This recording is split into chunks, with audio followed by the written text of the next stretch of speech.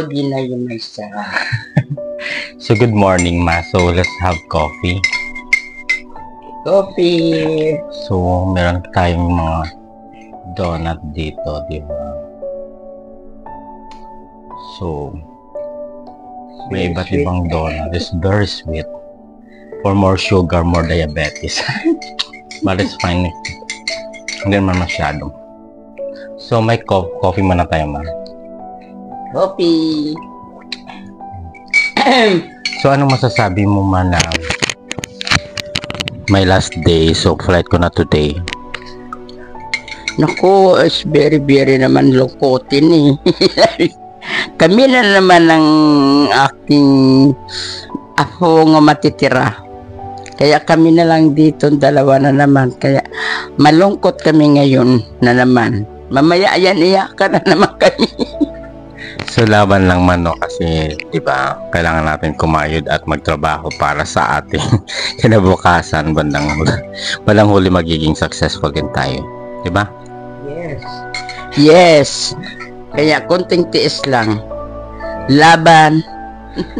Let's say guys, later kakain muna kami. Bye bye.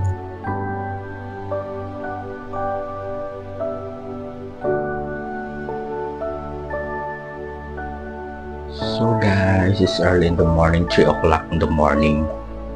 Now we're going to prepare our breakfast kasi maaga yung flight natin.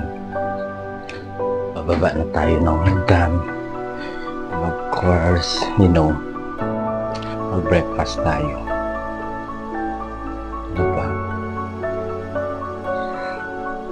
So for now, we're waiting for the breakfast, and then 5 o'clock in the morning, we go to the airport. Let's see.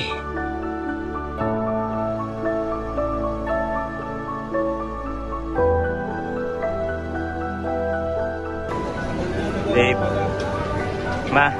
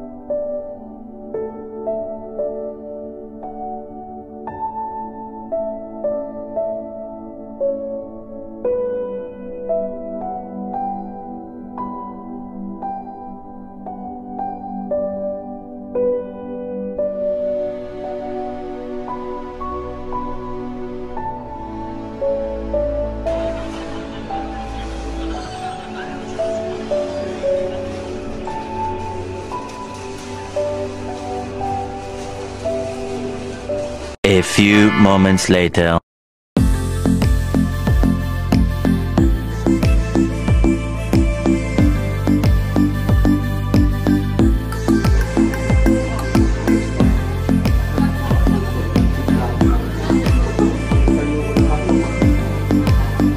Nandun sa United Center, 18th floor.